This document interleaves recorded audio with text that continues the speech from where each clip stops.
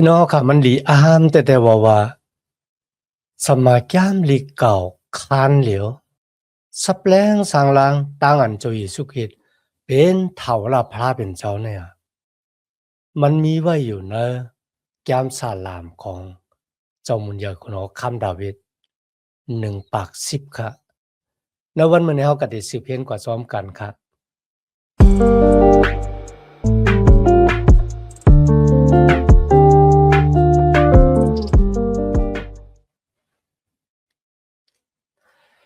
มาสงค่าพี่น้องผู้ชมยินเสียงใต้ที่นับยามกูเจ้ากูปา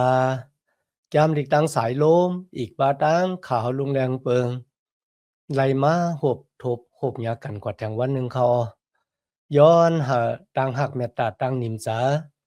ตั้งสมเสือมวลเปียดที่ลูกตีเถาลาพลาเป็นเจ้าขามา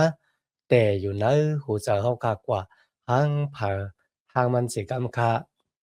ในวันเมื่อแนวคามาถึงแก้มสาลามคาน1 ปาก 10แต่จาติข้อที่2ตัวบ่ถึงสาลาม1 ปาก 13เขาสาลาม1 ปาก 10ข้อที่2ตัวบ่ถึงคาน1 ปาก 13เขาในข้อที่1ถึง3ครับได้ลาดถึงรองตั้งอันเจ้าเยซูคริสต์เป็นถาวรพระเป็นเจ้าค่ะนะพี่น้องก็อ่านด้วยข้อที่1เดี๋ยวก็อ่านในวันที่ป่นมาค่ะเนาะถาวรพระลาตีเจ้าเกาคะคุณหอคำนั่นแหละว่านั่งอยู่ภายขวาเกาต่อถึงฮอดก็เอาย่านสู่เมื่อตั้งหลายค้าไว้เอาเป็นตีต่างตีนเมื่อนั่นตาอันนี้จะมุนอยากคุณเอาคำดาวิดไล่ขานตั้งอันพระเป็นเจ้าผุยพิยานี่เขาว่าพระเป็นเจ้าลาตีเจ้าเกาคะคุณหอคำนั่นเลยว่าอันที่หนึ่งภาพขามว่าเจ้าเยซูคริสต์เนี่ยมันเจ้าติดสืบมันเจอเงินใครเจ้ามุนอยากคุณหอคำดาวิดมันเจ้าติเป็นคุณหอคำคุณหอคำเนือคุณหอคำค่ะนะคุณหอคำโลกากามีเนี่ยอยู่ใต้ตั้งอุปเปิงของเจ้าเยซูคริสต์ก็บอกว่าคุณหอคำโลกาอาศัก80ปากเศร้าก็ตายกว่าเย้ากว่ากุยกาเจ้าเยซูบ้านเนี่ยตายเย้าก็ติลูกกระทั่งตายขึ้นลิบมาค่ะนะที่ในเจ้ามุนอยากคุณหอคำลาดว่าพระเป็นเจ้าลาตีเจ้าเก่าคะคุณหอคำนั่นแหละว่านั่งอยู่ภายขวาเขาตัวบ่ถึงก็เอาอย่างสู่มาตั้งหลายช้าไว้ตีต่างตีนเมื่อนั่นตาดิอามแต่ค่ะนะข้อที่1ถึง3เนี่ยได้ลาดถึงตั้งอันเจ้าเยซูคริสต์เป็นคุณหอคำเหนือคุณหอคำกามีดังเสียงดังหลวงเมื่อมันจกย่อมาปอกที่1คนกำนำก็ถามว่าในรู้เจ้าเยซูเลยเป็นคุณหอคำอย่างไงเมียวรู้เนี่ยพี่น้องค่ะคุยกับคนมีวิศิลาเขาป้ากันมาติดต่างมันจะเป็นคุณหอคำค่ะนะ มันจะฮู้ว่ามันไปถึงอะขิงมันนึกขิงนั่นครับเจ้าเยซูคริสต์ก็เงื่องแวะปลายกว่าต่างตีเหกันนะกุยกะตั้งอันมันเจ้าลูกกระดังตายขึ้นดิบมาเนี่ยสานขึ้นมือกว่าเมืองกลางเฮาวันหนึ่งมันเจ้าเด็กยั่วมาเนออสร้างอาตานของเถาราพระเป็นเจ้าก้วยเหมือนกันค่ะนะเตมาอุปเปิงกำผาโลก้าหวยเนี่ยเนอตั้งอันเป็นคุณโหค่ำเนือคุณโหค่ำทั้งหลาย ดิอามแต่ค่ะนะอ่อนดังดีมันเจ้าเตเกิดมาในกำผาโลกาลงเนี่ยสมาแก้มเลแก้มสาลาม1 ปาก 10เลยซับแล้งสร้างลางปีศาจนี่นะว่าเจ้าเยซูคริสต์เป็นพระเป็นเจ้ามันเจ้าเป็นคุณหอคำเหนือคุณหอคำทั้งหลายเนี่ยมีไว้จังหนังไหนแต่ค่ะนะ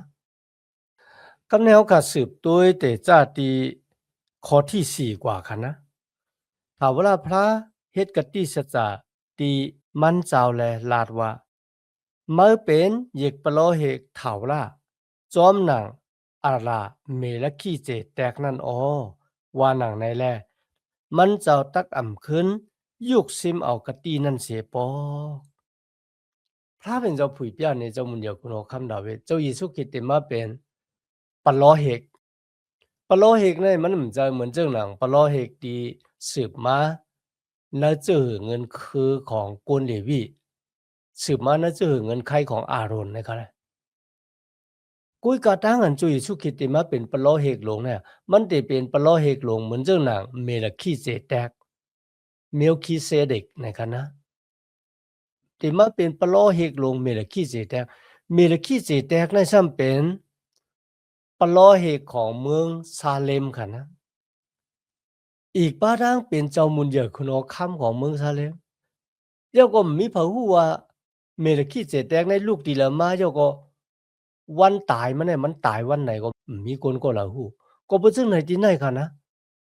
ลาดไว้ว่าเจ้าเยซูคริสต์มันเจ้าเต็มมาเป็นปะโลเฮกโลงเหมือนเจ้าหนังเมลคีเจแตกในเขาลีอามแต่ว่าจามสลามคัน1ปาก10มี7คอกันนานกวยค่ะนะสับแรงสร้างล้างต่างอันเจ้าเยซูคริสต์เต็มมาเป็นขุนหอกคำหรือขุนหอกคำตีเตอุเปิงกำพาโลกาหวยในแหละอุเปิงจะแก้วเวลาต่อจูค่ะนะก็กำพาได้แต่มันเจ้าติมาอุเปิงนะกับปานลื่นสุดก็หมอก1เหงปีวายเสียนั่นก็กำพาหวยในก็เตรู้แล้วกว่าเลยมันเจ้าติผ่านสร้างกำพาหวยใหม่ทางหวยนึงในสมัยแคมป์เด็กมีไว้จังไหนครับอันนั้นมันเป็นรองลึกหล่ำแต่ๆค่ะนะเลือเสียนั่นก็ค่ะเลยลัดถึงตั้งอันมันเจ้าติมาเป็นปะลอเฮกเป็นปะลอเฮกหลงค่ะนะติมได้สืบมาในเจอเงินไขของอาโรนคนเดวีเนี่ยครับก็ก็สืบมาในเจอเงินไขของยูดาห์นะเจอเงินไขเจ้ามุนเหยอคุณออกคำดาวิดจอมหนังดีพระเป็นเจ้าปันกติสจาติเจ้ามุนเหยอคุณออกคำดาวิด2ซามูเอลคาน7ค่ะนะพี่น้องครับพระเป็นเจ้าลาดว่ามันเจ้าติเปิดทิ้งกติสจามันค่ะนะเต็มยุกซิมเอากตินั่นเสปอกเนี่ยก็บ่จังไหนที่ในเฮาคาไหลหันว่ามื้อเจ้าเยซูเกิดมาในโลกาหลงเนี่ยมันเจ้ามาเป็นปะลอเฮกหลงเพราะว่าเฮาก็อ่านด้วยในจามเหบแลค่ะนะเฮาก็ได้ไหลหันในจามเหบแลคานหาข้อที่6ถึง10กันนะเจ้าเยซูคริสต์เป็นปะลอเฮกหลงแล้วก็เป็นเครื่องปลูกสอนที่เอาตูของมันเจ้าเนี่ยเข้ากว่านะของหมดจังที่สุด Sakap lu punda de pheta mu da pet pan kon loka kami dang sing dang long จอมหนังดีสมัยแก้มดีพระเป็นเจ้าแต้มหมายไว้ซึ่งหนังนือเจ้าเยซูคริสต์ก็เลยมาเฮ็ดอ่อมอย่างซึ่งหนังนั้นณวันเหมือนได้ค่ะนะมันจะมีปุ่งหางเหมือนซึ่งหนังปะล้อเฮกลงเมลคีเจแตกหรือสินั่นกะมันเจ้าเป็นขุนหอคำเนือขุนหอคำและได้เป็นขุนหอคำนิกจาถาวรามีวันสุดวันเสียงในเขาก็เพราะฉะนั้นในวันเหมือนในเขาขาทั้งหลายที่ยุ่มยำตั้มใจในพระเป็นเจ้าลูกเจ้าเยซูคริสต์เนี่ยเขาขาทั้งหลายมีอขว้างเป็นลูกล่างตะเปของพระเป็นเจ้าเขาขาเป็นลูกของคุณหอคำเนือคุณหอคำเป็นลูกของปะล้อเฮกหลงหรือเสียนั่นเหมือนกันในสมัยแก้มหลีกย่างลาดว่าเขาขาทั้งหลายเนี่ยเป็นปะล้อเฮกหลงนะครับเป็นโกตีสักลูกเครื่องปลูกสอมาได้เป็นตั้งอันเฮ็ดวัดกู้ก่อยพระเป็นเจ้ามาได้เป็นตั้งอันเฮ็ดความยองย่อพระเป็นเจ้าลองตั้งซื้อให้มันเป็นเครื่องปลูกสอตีเป้งจากโปจากพระเป็นเจ้าเขาเป็นปะล้อเฮกหลงหรือสินั่นก็ออกกว่าฮอลาดระดังเกกยอดหากคนทั้งหลายหาบเอาเจ้าเยซูคริสต์เป็นเจ้าเกกยอดของเขาเป็นเครื่องปลูกสอที่อสักลิบอยู่แล้วก็มีสาบอายหอมอายห้วยเป็นที่เป้งโปจากพระเป็นเจ้าแล้วณวันมื้อนั้นคันนะเขาขาดที่เป็นลูกหลางตะเปพระเป็นเจ้าอย่าไปลืมคันนะว่าสละเปตุแต้มหมายไว้ว่าเฮาทั้งหลายเนี่ยเป็นปะล้อเฮกโลงของเถาวรพระเป็นเจ้าเฮามีตาบุญบุญพรบุญดาเรลู่เครื่องปลูกสอยอก็เฮ็ดวัดกูก่อยพระเป็นเจ้าตั้งเกจูพระเป็นเจ้าสมัยแก้มดิกตอนในแคมแต่แคมว่าคันนะกำแนวขัดสืบด้วยแก้มสลาม1ปาก11ค่ะแก้มสลาม1ปาก11ในซ้ํเตเป็นตั้งอันเฮ็ดความยองยอเถาวรพระเป็นเจ้าปุนตาการงานปุนตาตั้งอันมันจะผ่านสร้างเฮ็ดเป็นมาเนี่ยครับที่ในมีไว้ว่ายองยอเถาวรพระที่เขาความว่ายองยอเถาวรพระที่เขามันบอกว่าฮาเลลูยานะครับนะยองยอถาวรพระเป็นเจ้าที่เขา เกาตักปาดังหูเจอเสียงเสียงยองยอเกจูเถาละพระกันเนกางโกนมันเจ้าอันจู้อันตุ่มเจอนั่นอ๋อพี่น้องค่ะยองยอเถาละพระเป็นเจ้าเนตีตีโกนสือต่อจู้กันตุ่มกันนะครับที่นี่ละถึงตั้งอันมันเจ้าผ่านสร้างเฮ็ดเป็นมานั่นนะเลยขามตั้งอันยุกยองยองยอพี่น้องค่ะมันหลีอ้ามแต่นะตั้งอันพระเป็นเจ้าผ่านสร้างเฮ็ดเป็นมาไปรู้ลัดถึงรองของกัมพาโลก็จะแก้วเวลาลัดถึงตูเฮาคันเนี่ยในตูเฮาคันเนี่ยกันนะเลิศมาหล่อเล่งโหเจออะไรจังหนังหือโหเจอเฮาบีบเหตุการณ์จังหนังหือปอดเฮาหาบเอาร่วมถวยเจอเข้ากว่าเดี๋ยวก็เอากว่าหล่อเล่งในตูในคิงเฮาจังหนังหือเมื่อไหร่เพราะว่าเฮาคักกว่าที่ห้องยาเนี่ยเฮาตีหันหมอยาผายตาหมอยาผายหูหมอยาผายคอว่ะหมอยาผายหมากออกอ่อนนี่มันมีองกว่ากูเมียวๆค่ะนะเห็นกันมาหูหลายจัดหลายปานเนี่ยค่ะเนาะก็ดำไปมีดังป่องแสงลังเสนตัวกายขันดาของกูนังเสียงที่ในได้ละถึงตั้งอันพระเป็นเจ้าเฮ็ดลองอันดีอ้ามพี่น้องก็มีคนลงแหลนในสมัยแก้มดีว่าแก้มสลาม1 ปาก 11ในวามว่าก็เขาแต้มไว้เสเขาตกเป็นขี้คานในเมืองป่าปูหลุน70 ปีแล้วก็คุณเอาคำไซรัดปล่อยเขาขึ้นไหวปอกมาก่อตังซึ่งจึงวันเมืองอิสราเอลก็เป็นเรื่องนั้นที่เนี่ยเขายกยกหนาทีการงานของพระเป็นเจ้าตั้งอันพระเป็นเจ้าผ่านสร้างเฮ็ดเป็นเนี่ยมันจะว่าผ่านสร้างเฮ็ดเป็นกัมพาโลก็จะเกี่ยวเวลากันนะเขายกโยนาการอันลีอ้ามของพระเป็นเจ้าที่จอยเขาออกป้นเสตั้งอันเป็นขี้คาในเมืองป่าปุลุนมันจะรวยหอกมันจะรวยหลาบคะนะมันจะรวยเอ็นแห่งสติปัญญาของทูเจ้าก็กุ้ยการรวยหมุนพุงดันโคของพระเป็นเจ้าดีเลยเลิกเก็บคุณหอคำไซรัดเมืองเมดิบาชาที่มันมาตึกเป้เมืองป่าปุลุนแล้วก็ปล่อยโกนมิวอิสระที่โกนเมืองป่าปุลุนตีกว่าเป็นกีคาข่าวดัง70 ปีเนี่ยเฮาขึ้นไหวปอกมาก่อดังพวกดังสึงจึงวันเมืองเฮาขึ้นไหวปอกมาแต่โหลำเวียงของถูกเจ้าเก่ายองปีกหมานของพระเป็นเจ้าสึงจึงวันเมืองของถูกเจ้าเก่าก็เพราะฉะนั้นในเมื่อเขาขึ้นไหวปอกมาขึ้นเนี่ยเขาป้ากันยกยองโยถาวรพระเป็นเจ้ายกยองโยตั้งเหยื่อเมียดของพระเป็นเจ้าค่ะนะลีอามแต่ว่าพี่น้องค่ะซ้ำแทงรองหนึ่งค่ะนะเขายกยองโยตั้งอันพระเป็นเจ้าถูดเอาเขายกยองโยนาการอันลีอามของพระเป็นเจ้าว่ามันเจ้าเฮ็ดไรกูสั่งกูเบิ่งกับแนมยกยองโยตั้งอันพระเป็นเจ้าถูดเอาเขาค่ายเขาเข้ามาอยู่ในแหลนดินกติสัจจาของพระเป็นเจ้าพระเป็นเจ้าปันกติสัจจาเขารู้ว่าแหลนดินคานาอันเนี่ยที่เป็นอมวยลูกหลานของอับราฮัมต่อสู้ก็เพราะจังไหนที่ไหนกันนะพระเป็นเจ้าป้าเขาขึ้นไหวปอกมาขึ้นที่แหลนดินคานาอันเขาตั้งหลายป้ากันยกยองโยกติสัจจาของพระเป็นเจ้าพระเป็นเจ้าป้าเนี่ยเป็นพระเป็นเจ้าที่เปิดทิ้งกติสัจจาพระเป็นเจ้าป้าเนี่ยเป็นพระเป็นเจ้าที่ใหญ่แม่และสูงสุดพระเป็นเจ้าป้าเนี่ยเป็นพระเป็นเจ้าที่ตั้มเจอวางเจออะไรมันจะเปิดทิ้งกติสัจจามันอยู่ดาเซเนี่ยกำเนิดมาถึงข้อที่9ข้อที่10คัน1 ปาก 11ในค่ะนะมันเจ้าป่วยคนมันเจ้าดังหลายเฮาไหลหลอดแล้วแลเฮ็ดปฏิเงียนตรารวยกันดังเขาไว้เสียอ้อ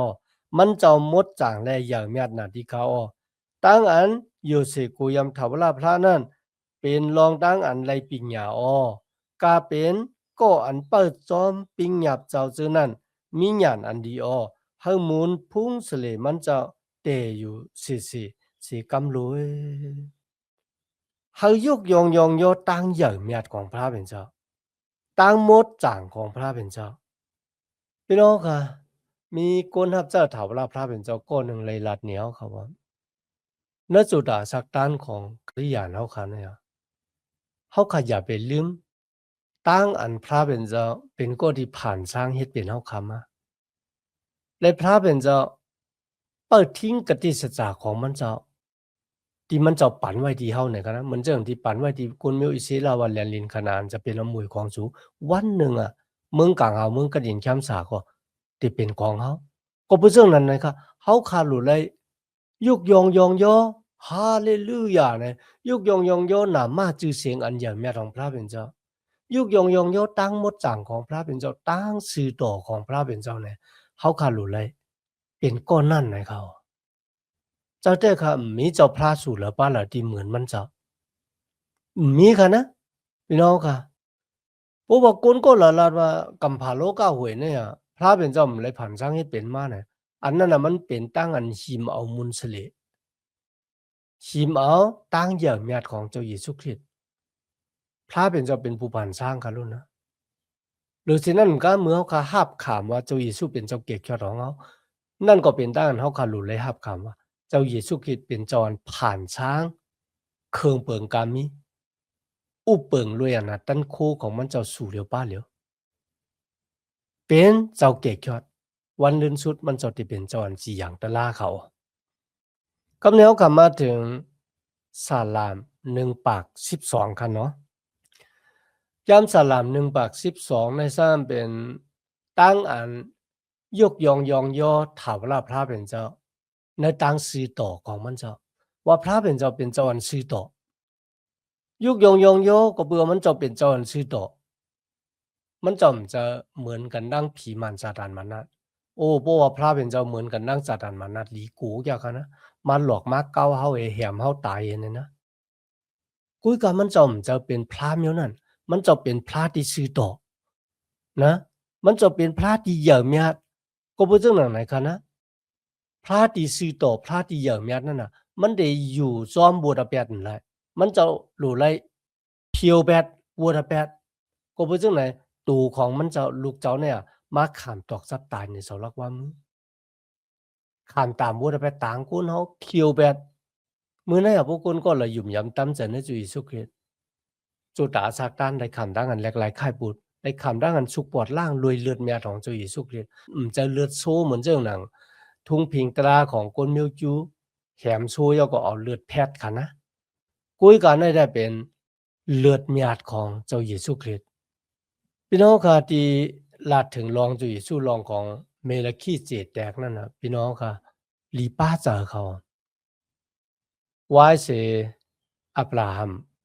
กวาดจอยหรือลอตาค่ะนะก็เบื่อลอตาอยู่ในเมืองซอตุ่มย่อมีคุณอคำหลายป้ามาตึกเป้เมืองซอตุ่มย่อก็ตีเขาเงียบเขาเดี๋ยวก็เป็นขี้ค้าเมื่ออับราฮัมแล้วยินว่าลอตาเลยขันดังอันตีกว่าป้าดังลูกลางนางเมมันเนี่ยอับราฮัมก็มีแฮนลูกซึกแล้วก็ลืบจอมค่ะนะลืบจอมหลังเขาเพราะว่ากว่าคืดเดียวเนี่ยก็อับราฮัมก็ตึกเดี๋ยวก็ตึกเป้เขาเดี๋ยวก็ขึ้นไหวปอกมากขึ้นพี่น้องค่ะคุณหัวคำเจ้านั้นป้ากันมาห้าผู้ตังลอตาเดี๋ยวก็ลาดว่าเขาย้อนโกนเขาขึ้นเดี๋ยวก็เงินคำที่สู่ไรมาเนี่ยเดี๋ยวก็ติปั่นบ้านนะติปั่นอับราฮัมเอาค่ะพี่น้องค่ะอับราฮัมว่าจังอะลูกข้าเอาเงินของสู่เจ้าแน่เนี่ยพวกข้าเอาในกั้มสู่เจ้าเดลาดว่าเขาเป็นก็ที่เล่งอับราฮัมสู่เดลาดจังหนังไหนพี่น้องค่ะ อับราฮัมใครชั่วค่ะนะว่าเขาเนี่ยเขามันจะก็ที่สู่เลี้ยงก้อยกะเขาเป็นก็ที่พระเป็นเจ้าเลี้ยงหรือลุ่มลาวกันบ่สู่ปันเขาเอาเงินสู่ก็ได้รัดว่าเนี่ยตัวเนี่ยถ้าอับราฮัมเป็นคนมักมีหลีเป็นมาเนี่ยก็ปือเฮาเนี่ยปุนตาสู่เต็มเลยมาหิมมุนสเลพระเป็นเจ้าในกันเนาะนั่นก็หลีป้าจากัพี่น้องค่ะกว่าเห็นตัวกันนะอะไรสะปุ่งหางมันเหนไว้ดีในกันเนาะ กำแนวค่ะตัวที่1 ปาก 12ในสำรัดถึงตั้งอันยกยองยองย่อก็เปือพระเป็นเจ้าอันซื่อตอข้อที่1ค่ะยองย่อถาวราพระที่เขาก็อันกูยำถาวราพระแลจางมวลเปียกกันนะปิ้งยับมันเจ้าหน้าลงหลังจึงนั้นมีมังกราอันนี้ลัดถึงปิ้งยับของพระเป็นเจ้าอย่าไปทางเรียกดูลายปิ้งยับตะลาพระเป็นเจ้าก็บัวปิ้งยับตะลาพระเป็นเจ้าเนี่ยมันเหมือนจึงแอบจำเพราะว่าเขาขาใครหันว่านาเขาเปลี่ยนจึงหนังหือเขามายักแอบจำในเขาขาหู้กำเดียวกันนะ พี่น้องก็มีเสียแมกกี้เบอร์นอนเขาฮอดลาดังเกจอดตั้งเรดิโอวันหนึ่งค่ะเขาฮอดลองของปิงยับตลาสิปะไว้เสียนั้นมึงมีคนเตรียมดิกมาจูเขาค่ะนะโอ้อะข้าเป็นคนที่มีบัวตะเป็ดนำแต่ๆว่าเป็นคนที่เฮ็ดบัวตะเป็ดนำน่ะก็บ่จังไรว่าพระเป็นเจ้าจึงให้ข้าเพออกยานกันดังมันเจ้าไว้เสียนั้นมีแม่หญิงแทงก็เตรียมดิกมาถึงเสียแม่กี้เบอร์นอนแทงกันนะว่าข้าเนี่ยเป็นคนที่ขี้ป้องขี้หลานน่ะก็บ่จังนั้นไหนเมื่อไหร่เมื่อข้าเลยยินเสียวโฮดลาปิงยับตลาสิปะเนี่ยข้าเลยหนองตาดังพิษเนี่ย เสียเมื่อกี้เว่านอนว่าจังค่ะนั่นน่ะปิงหยับตะลาพระเป็นเจ้ามันเป็นแอบจำเพราะว่าอะไรยินแล้วเนี่ยมันเฮ็ดเฮาขัดตุ้ยหันตู่เจ้าเก่าว่าอันละที่มันโกเกิกที่เฮาโหลดเจ็ดที่เฮาโหลดล่างเนี่ยต่างกี้สู่พระเป็นเจ้าก็บ่จังนั้นนะวันเหมือนในคณะเฮาขาโหลดเลยปันมุนเสเลนำคำตะลาพระเป็นเจ้าก็บ่สังค่ะก็บ่ว่าปิงหยับตะลาพระเป็นเจ้าก็หลีกุ้ยกับมันจังจอยเฮาค่ะออกป่นมุ่นรอดสิบ่ละแปดมีคนก็ละกำจ้างจอมหลังปิงหยับตะลา เขาเป็นก้นมดจางเขาเป็นก้นสีต่อเลยก้อยกะมันเป็นแอบจำจี้เนี่ยเขามีบทบาทเขาจอยตู่เจ้าเก่าอะไรเนี่ยหลูมาจูเจ้าเยซูเจ้าเยซูเป็นก็ที่เพตามบทบาทต่างเขาเนี่ย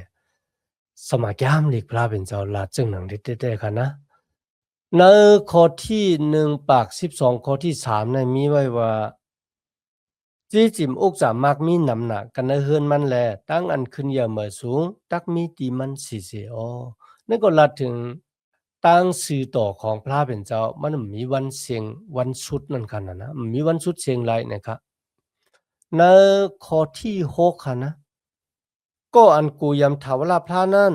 ตักเต็มไลต้อนซุมจอมแลเปิ้นตักคุกจะเลยมันอยู่ตาเสียมถาดอันนี้ตั้งอันอยู่สิกูยำพระเป็นเจ้าเฮ็ดให้จุตาสักตานโกนเฮามันเคืองในคันนะพรดีมังกลาก็ตกฮอดแผ่วถึงลูกหลานก็ที่อยู่สิกูยำพระเป็นเจ้าคันนะหรือสินั้นก็ชื่อเสียงของเขาก็เลยข้ามตั้งอันเปิ้นคุกจะไลก็ไปตั้งจ่อยแถมเขาที่มีต่อเปิ้นนั่นเขานั่นนะกำเนาขัดสืบด้วยแก้มสลามคาน1 ปาก 13ครับสลาม1 ปาก 13ในสำหรับถึงเป็นความยกย่องยองย่อถามว่าพระเป็นเจ้าว่ามันจะเป็นผู้ผ่านช้างแล้วก็มันจะเป็นผู้อันถุดนุกเอาเฮาผ่านช้างถุดนุกเอาเฮาออกป่นมนต์ละสิวละแปดหน้าผีให้เพื่อให้และตามมาเป็นนโมภัยงะไรยามสลาม1 ปาก 13ในค่ะนะกวนมิวอิซิลาเขาติเจ้ายกยองยองย่อถาวราพระเป็นเจ้าอำว่าได้เป็นนักปล่อยปัสสกะปล่อยธรรมะตั้งอันอยู่ซุ่มเทงห้าปล่อยธรรมะปินติกุกเตซะในค่ะนะมักเขาห้องเขาอันมาเนี่ยเขาที่ห้องยามสลาม1 ปาก 13เนี่ยเป็นความยองย่อถาวราพระเป็นเจ้าในข้อที่1ค่ะยองย่อถาวราพระที่เขาคาถาวราพระเขาเอ้ยอ่อนกันยองย่อต้าอ่อนกันยองย่อหนามาจื่อเสียงถาวราพระต้าต่างเกจูพระเป็นเจ้าที่เป็นผู้ผ่านช้างต่างเกจูพระเป็นเจ้าที่เป็นผู้ถุนนุกเอาเฮาในเขาในข้อที่2 ถึง 6ครับนามาจือเสียงถาวราพระตักตีไลมีตั้งอันยองย่ออยู่จ้าเจมตัวเหลียวกว่ามือนาตาเสียมถาดเอากะตีภายวันออกต่อถึงฮอดภายวันตกนั่นเฮาจือเสียงถาวราพระมีตั้งอันยองย่อเสียกำรวยถาวราพระอุปเปิงกันเหนือกวนเมียวกามีตั้งเสียงดังหลวงแลหมุนพุงมันจะมีตั้งอันยุกยองกันเหนือผ้ากลางหาวผู้เราเหมือนเจ้าหนังเถาลาพระเป็นเจ้าเฮาไหลลามันเจ้ากิ้งวาบอยู่กะดิอันสูงหนาแลมันเจ้าโกมลงจูเฮาไหลรูด้วยกลางหาวตั้งหลินเมืองเนาะค่ะมันเหย่อแม่แต่ค่ะนะทีในว่ามีพระป้าล่ะเหมือนพระเป็นเจ้าของเฮาผู้ที่อยู่เหนือที่สูงแล้วก็ตุ้ยลงมาติดแต้มอยู่เหนือผ้ากลางหาวแล้วก็ตุ้ยลงมาเหนือหลินเมืองก้นอะโลเหย่อแม่แต่ค่ะนะในข้อที่7ครับพี่น้องมันเจ้ายุกเอาก้อนยากันผ่านลูกมาเสกติหมุนลินแลยองเอาก้อนจุดอันหลุดออกมาเสกติ กองขี้พุ่นเจ้าเต้ค่ะนะอันนี้มันบอกว่ามันจะเป็นผู้ที่แก่ชอดเอาโกนเฮาถูดเอาโกนเฮาค่ะหรือสินั้นมันกะค่ะนะมันเจ้าหมอยุกต่างก้นตกแต้มเนี่ยครับเป็นก้นสูงมาลายเนี่ยอันว่าได้เป็นเจ้ามันอยากคุณเอาคำดาวิเจอเนี่ยค่ะนะพี่น้องครับพระเป็นเจ้าหมอเฮ็ดเขาในข้อที่8ถึง9ขั้น1ปาก13ค่ะนะให้เขาเลยเป็นก็เป็นเซลุยกันตั้งลูกเจ้าลูกขุนอันว่าคุณนั้นอู้เปิ่งกันเนอก้นมันเจ้านั่นออมันเจ้าเฮอเมยิงอันหมันเลยมีเฮินมีเยแลซ้ำเฮามันโจมซื้อก็เปื่อนมันเลยเกิดเล่งลูกเล่งล้างนั่นออยองย่อเถาลาพระที่เขายองย่อเถาลาพระที่เขาแม่หมันมีลูกมีนาวนาเฮินกันนะเลยมีตังโจมซื้อก็บ่จังไหนนะวันเหมือนนั้นกันนะสลาม1ปาก13น่ะเป็นความยองย่อ